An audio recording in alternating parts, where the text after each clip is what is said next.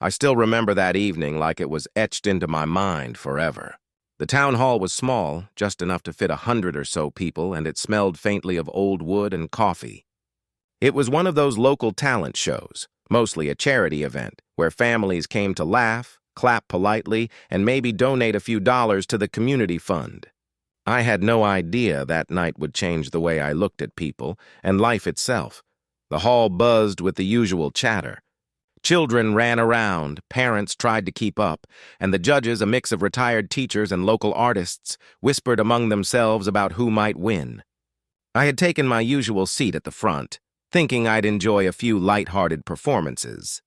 Then the door creaked. I glanced up and froze. A little girl had appeared in the doorway. She was small, no older than 9, maybe 10, and she was barefoot. Her dress was worn thin, torn at the edges, and her hair was messy, unkempt. But her eyes told a story that no clothes or shoes could hide. They were wary, hungry, yet somehow filled with a kind of quiet determination. Everyone turned. You could feel the temperature in the room drop a little, like the air had thickened with curiosity and confusion.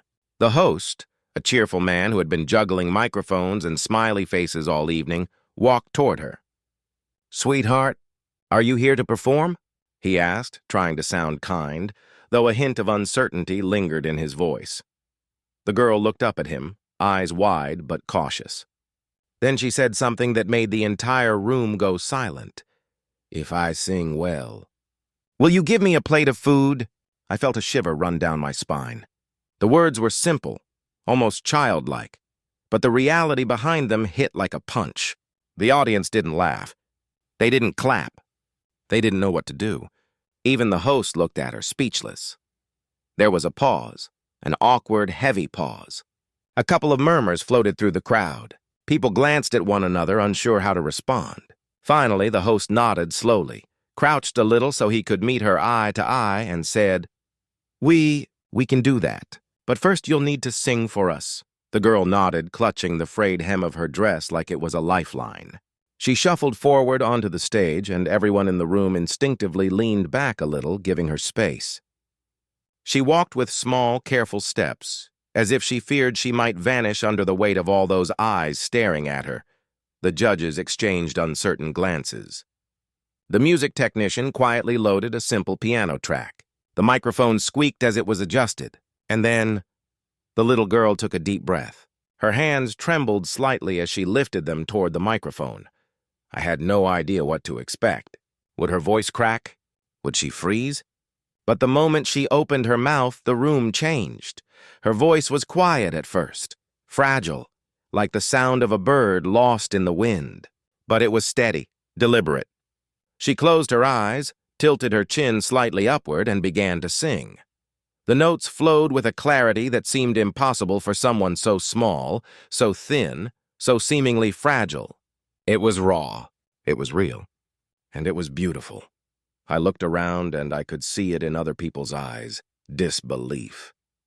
No one had expected this. No one could ignore it. Her voice wasn't just music. It was her story. Every note carried the weight of hunger, of cold nights, of being invisible in a world that didn't notice little street children. And yet there was hope there, too, a spark that refused to die. I felt tears prick my eyes. I wasn't the only one. A man near the back dabbed at his own eyes with a handkerchief. A woman covering her mouth whispered something, probably a prayer. The host had stopped smiling. The judges leaned forward, mesmerized, as if they had been transported somewhere far beyond that tiny hall. Her song swelled, and I could feel the tension in the room release, only to tighten again at every high note, every pause. She wasn't just singing to win applause. She was singing to survive, to ask for something so basic and essential that we often take it for granted. A plate of food. That was it. Nothing else. And yet in that song there was dignity. There was courage. There was defiance. She had nothing, and yet she gave everything. Her small hands trembled on the microphone stand, but she did not falter. She owned that moment entirely, without arrogance, without fear, without apology. By the time she reached the final note, the hall was silent. Absolutely silent. You could hear a pin drop, Then, slowly, almost reluctantly, the applause began. One person clapped, then another. Soon it became a wave, gentle at first, then rising until the entire hall was on its feet, cheering for a girl who hadn't asked to be loved, just to be fed. The host stepped forward, tears in his eyes. "Sweetheart, you've earned more than a plate of food tonight," he said, his voice breaking. But the girl simply shook her head. She didn't smile. She didn't bow. She looked around at all the faces, her own wet with tears, and whispered, "I just want to eat." There was no fanfare, no dramatic gesture. Just truth.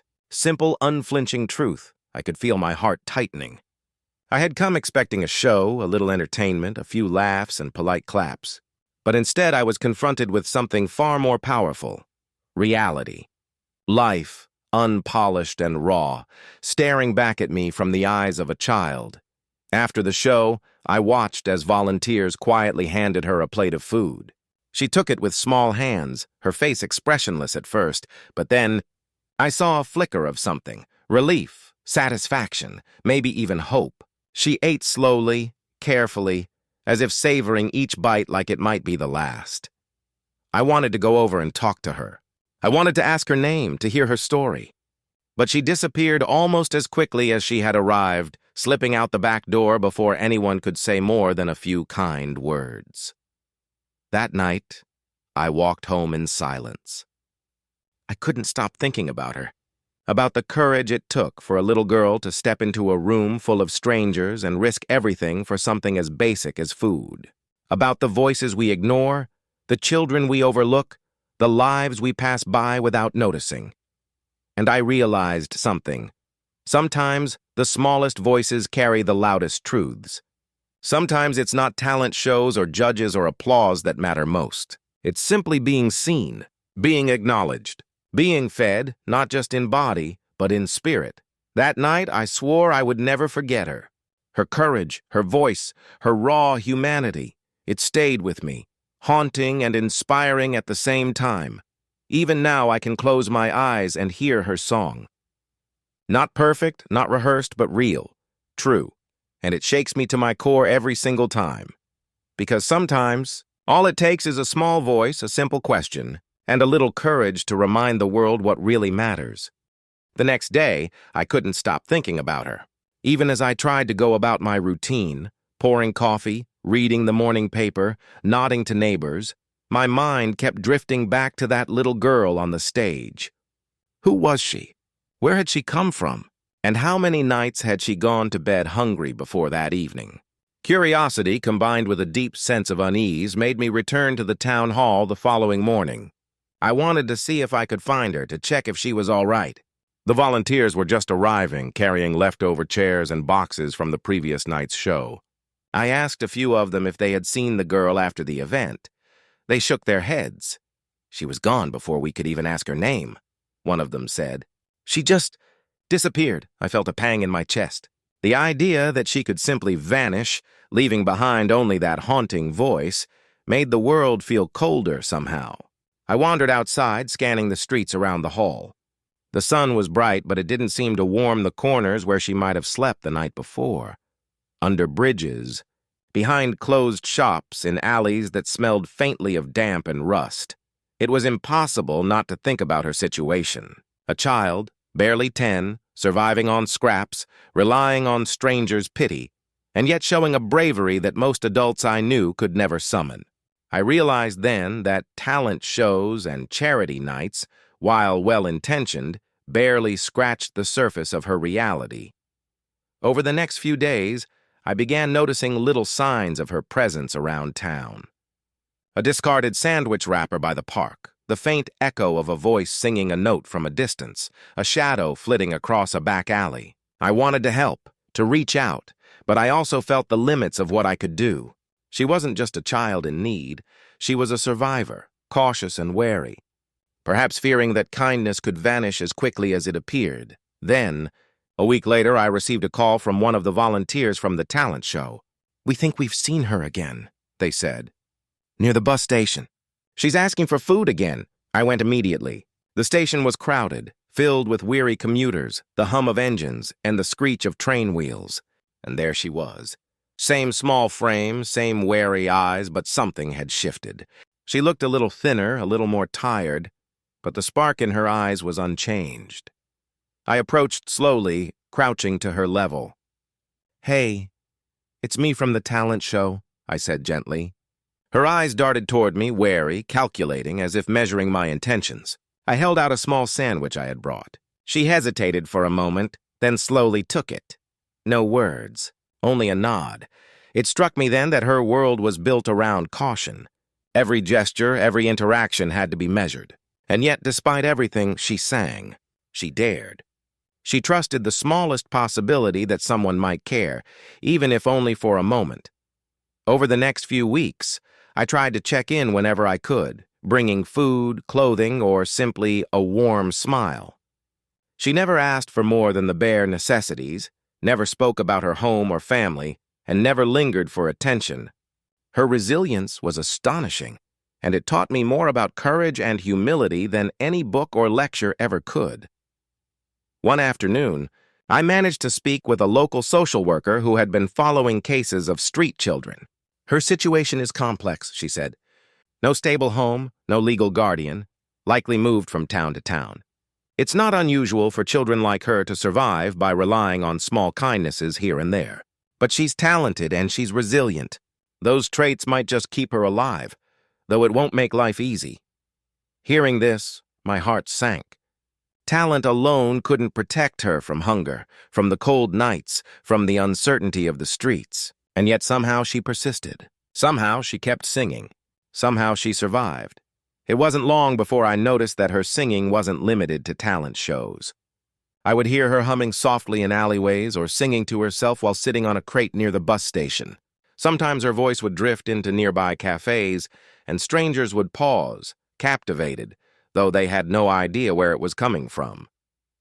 Her music was no longer for applause or food alone.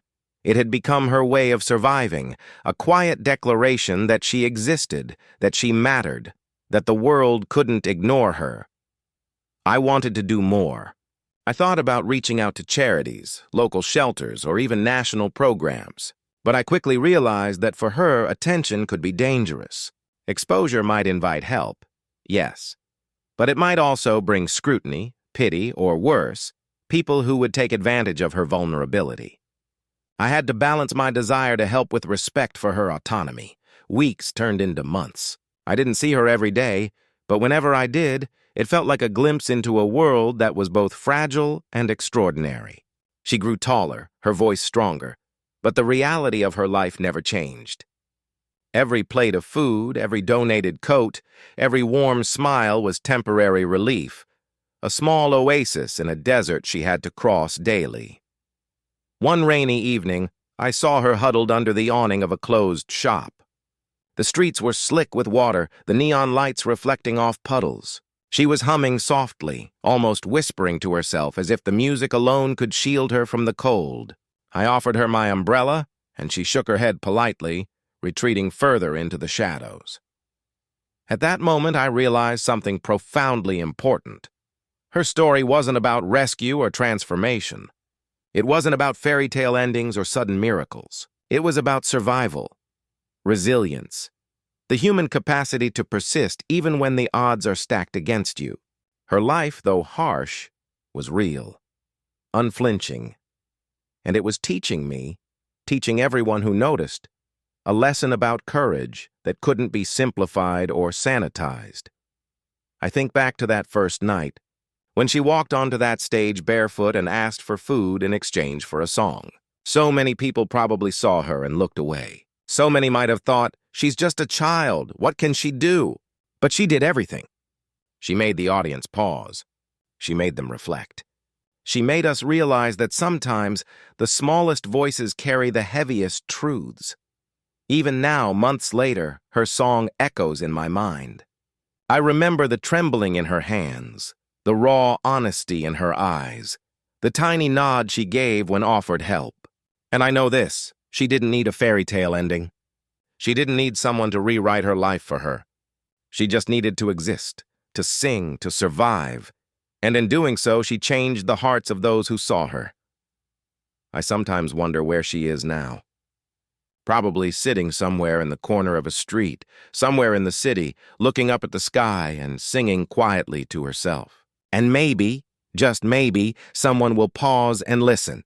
And maybe, just maybe, the world will give her a small kindness. Not a miracle, not fame. Just enough to keep going. That's the thing about life. It's not always about perfect endings.